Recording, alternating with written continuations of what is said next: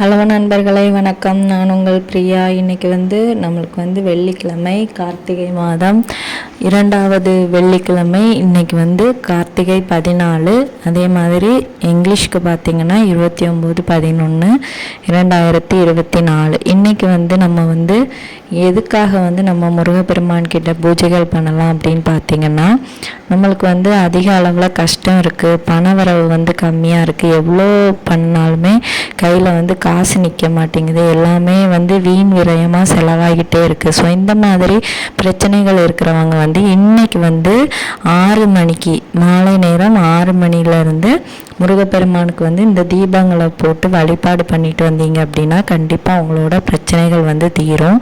அதுக்குன்னு முருகப்பெருமான் உங்களுக்கு பணத்தை கட்டுக்கட்டாக தருவாங்கன்னெலாம் நான் சொல்ல மாட்டேன். உங்களோட பிரச்சனைகள் உங்கள் மூலமாகவே அவர் தீர்த்து வைப்பார். என்ன அப்படின்னு கேட்டிங்கன்னா, உங்களுக்கு வேலைகளில் சம்பள உயர்வு கிடைக்கலாம், பதவி உயர்வு கிடைக்கலாம், இல்லை வேலை செய்கிற அந்த நேரங்கள் அதிகமாக கிடைக்கலாம். அதனால் உங்களுக்கு பணவரவு அதிகமாக இருக்கும். ஸோ அந்த மாதிரி தான் தருவாங்களே தவிர நம்மளுக்கு தவறான முறைகளில் எந்த விதமான பணங்களும் கிடைக்க வாய்ப்பு கிடையாது. ஸோ இதுக்காக நம்ம என்னென்ன பொருட்கள் நம்மளுக்கு தேவை அப்படின்னு பார்த்திங்கன்னா, 6 வெற்றிலை, 6 கொட்டைப்பாக்கு, அப்புறம் 6 அகல் விளக்கு, அதில் நெய் தீபம் இல்லைன்னா நல்லெண்ணெய் தீபம் போட்டுக்கோங்க, சிகப்பு நிறத்திரி, அதுக்கப்புறமா 6 1 ரூபாய் நாணயம், அப்புறம் 6 ஏலக்காய், இவ்வளோ தேவை. அப்புறம் 6 பச்சை கற்பூரம், இவ்வளோ தேவையான பொருட்கள். இது எல்லாமே கிடைக்காட்டியும் கூட அந்த 6 வெற்றிலையும் 6 1 ரூபாய் நாணயமும் கண்டிப்பாக வேணும். நம்ம இது பணம் சம்பந்தமாக இந்த வழிபாடு பண்ண போகிறதுனால இது ரெண்டுமாவது கண்டிப்பாக உங்களுக்கு கிடைக்கணும். ஏலக்காய் கிடைச்சிது அப்படின்னா இன்னும் கொஞ்சம் ஸ்பெஷல். ஏலக்காய் மகாலட்சுமி தாயாரோடது, அதில் மகாலட்சுமியோட அம்சம்னே நம்ம சொல்லலாம். ஸோ மகாலட்சுமி வாசம் செய்கிற ஒரு இடம் இந்த ஏலக்காய். ஸோ அதனால் அதுவும் கிடைச்சிது அப்படின்னா அதையும் வச்சுக்கோங்க. இவ்வளோ நம்மளுக்கு தேவையான பொருட்கள். இனி நம்ம என்ன செய்யணும் அப்படின்னு பார்த்தீங்கன்னா, சாயங்காலம் 6 மணி அளவில் நீங்கள் முருகருக்காக ஒரு தீபமோ இல்லை 6 தீபமோ ஏற்றி வச்சுக்கோங்க. 6 தீபம் போடுறீங்கன்னா அது இந்த வெற்றிலை தீபமாக போடுங்க. இல்லை எனக்கு கிடைக்கல அப்படின்னா ஒரு தீபம் கூட போடலாம். நெய் தீபமோ நல்லெண்ணெய் தீபமோ ரெண்டுமே முருகருக்கு சிறப்பு தான். முருகருக்கு இன்றைக்கி என்ன மலர்களால் நீங்கள் அலங்காரம் செய்யணும் அப்படின்னு பார்த்தீங்கன்னா, மல்லிகை மற்றும் தாமரை பூ, இது ரெண்டும் கிடைத்தது அப்படின்னா அலங்காரம் பண்ணிக்கோங்க. இன்றைக்கி ரொம்பவும் சிறப்பு இதில் அலங்காரம் பண்ணது. இல்லைன்னா உங்களுக்கு கிடைக்கிற பூவால் அலங்காரம் பண்ணுங்கள். இதில் தான் பண்ணணும்னு கிடையாது. இது இன்னைக்கு பண்ணினீங்க அப்படின்னா கொஞ்சம் சிறப்பான நாளாக இருக்கும். ஸோ கிடைச்சதுன்னா பண்ணுங்கள், இல்லாட்டி இது இருக்கிற பூவில் பண்ணுங்கள். அதுக்கப்புறமா அந்த ஒரு பவுலில் கொஞ்சம் உதிரி பூக்கள்லாம் எடுத்து வச்சுக்கோங்க. அந்த மந்திரங்கள் சொல்லி போடுறதுக்கு உங்களுக்கு தேவைப்படும். அப்புறம் உங்களுக்கு என்ன நெய்வேத்தியம் செஞ்சு வைக்கணுமோ அதை நீங்கள் வச்சுக்கலாம்.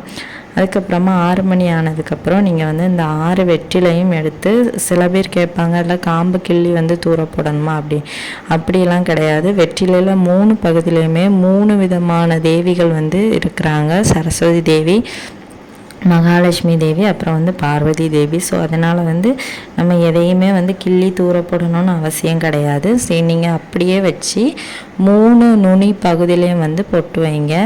அந்த வெற்றிலையோட அடிப்பகுதியிலையும் வைங்க, மேலே எண்டுலேயும் வைங்க, அதே மாதிரி அந்த காம்புலையும் வைங்க. அதுக்கப்புறமா அந்த 1 ரூபாய் நாணயம் ஆறணும் சொன்னேன், அதே மாதிரி 6 வெற்றிலையிலையும் பொட்டு வைக்கணும். அதே மாதிரி 6 1 ரூபாய் நாணயத்துலேயும் பொட்டு வைங்க. ஏலக்காயிலையும் சந்தன குங்குமம் பொட்டு வைக்க முடிஞ்சால் வச்சுருங்க. வச்சிங்க அப்படின்னா ரொம்பவும் ஸ்பெஷலாக இருக்கும். ஸோ வச்சு முடிச்சுட்டு அதுக்கு மேலே தீபம் வைத்து நீங்கள் ஏற்றுங்க. அந்த வெற்றிலைக்கு மேலே 1 ரூபாய் நாணயங்களை வச்சு அதுக்கு மேலே தீபம் வச்சு ஏற்றணும். ஸோ மறந்துடாதீங்க. அப்போ அதில் அந்த நான் சொன்ன மாதிரி ஏலக்காய், கொட்டைப்பாக்கு, இதெல்லாம் ஒன்று ஒரு வெற்றிலைக்கு ஒன்று வச்சு அப்படியே 6 பங்காக பிரித்து வச்சுருங்க. வச்சு முடித்ததுக்கப்புறமா ஒரு மணி நேரம் அந்த தீபம் வந்து தன்னால் வந்து எரிந்து அது வந்து குளிரட்டும். நீங்கள் வந்து குளிர வைக்கனாலும் வைக்கலாம். வச்சு முடித்ததுக்கப்புறமா இதெல்லாம் என்ன செய்யணும் அப்படின்னு பார்த்தீங்கன்னா, வெற்றிலை வந்து 2 நாள் வரைக்கும் எப்படியும் காயாது. இப்போ வந்து நம்மளுக்கு வந்து சில் கிளைமேட் தான், அதனால் வந்து 2 நாள் அது வந்து காய்ஞ்சதுக்கப்புறமா வந்து நீங்கள் எடுங்க. மிச்சம் இருக்க பொருட்களை வந்து ஒரு தாம்பூலத்தில் வந்து ஒரு சிகப்பு நிற துணியோ இல்லை பச்சை நிற துணியோ விரித்து அதில் வந்து அந்த ஏலக்காய், ₹1 நாணயம், அந்த பச்சை கற்பூரம், அப்புறம் வந்து அந்த கொட்டைப்பாக்கு இது எல்லாமே எடுத்து கெட்டி முருகரோட காலடி பாதத்துலேயோ இல்லை வந்து நீங்கள் வந்து காசு வைக்கிற இடத்துலையோ, உங்களுக்கு வந்து எந்த இடத்துல வந்து காசு உங்கள் வீட்டில் வச்சா அதிகமாக இருக்குன்னு உங்களுக்கு வந்து தெரியும், அந்த நீங்கள் வந்து அதிகமாக பணப்புழக்கம் ஆகிற இடங்களில் கொண்டு இதை வந்து வைங்க. இல்லை நீங்கள் பிஸ்னஸ் பண்ணுறீங்க, இல்லை நான் ஒர்க்குக்கு போகிறேன், அங்கே எனக்கு காசே வரமாட்டுது, அந்த மாதிரி இருக்கிறவங்க அந்த இடத்துலையும் கூட இதை வந்து செஞ்சு கொண்டு வைக்கலாம். வீட்டிலேருந்து செஞ்சு எடுத்து கொண்டு போய் அங்கே வச்சுருங்க. உங்கள் ஆஃபீஸ்லனா ஆஃபீஸில் வைங்க. இல்லை ஏதாவது பிஸ்னஸ் வேறு எதுவும் பண்ணுறீங்கன்னா அந்த கல்லாப்பெட்டியில் கூட நீங்கள் வந்து கொண்டு போய் வைக்கலாம். இல்லை பீரோவில் கூட நீங்கள் வந்து வைக்கலாம். இந்த வெற்றிலை என்ன செய்யணும் அப்படின்னு பார்த்தீங்கன்னா, வெற்றிலை வந்து காஞ்சதுக்கப்புறமா எடுத்து உங்கள் வீட்டில் துளசி செடி இருந்துச்சுன்னா அந்த துளசி செடியோட பகுதியில் வந்து போட்டுருங்க. இல்லாட்டி வேறு செடிகள் வச்சுருக்கீங்க அப்படின்னா, துளசி இல்லை வேறு செடி தான் நிற்கிதுன்னா அதுலேயும் கூட போடலாம். இல்லை எங்கள் வீட்டில் செடியே கிடையாது அப்படின்னா ஏதாச்சும் கால்படாத இடத்துலையோ இல்லை ஓடுற தண்ணீர்லேயோ கொண்டு போட்டுருங்க. இப்படி பண்ணிட்டு வாங்க. இது வந்து எத்தனை வாரம் பண்ணணும்னா தொடர்ந்து 6 வெள்ளிக்கிழமைகள் வந்து நீங்கள் பண்ணணும். இது வந்து ஒரு 2-3ஆவது வெள்ளிக்கிழமையிலேருந்தே உங்களுக்கு வந்து நல்ல மாற்றத்தை வந்து நீங்கள் வந்து பார்க்க முடியும். கண்டிப்பாக நீங்கள் வந்து வேலை பார்த்துட்டு இருக்கிறீங்கன்னா அந்த வேலையில் வந்து உங்களுக்கு ஏதாவது வந்து இன்க்ரிமெண்ட் வந்து கண்டிப்பாக கிடைக்கும்.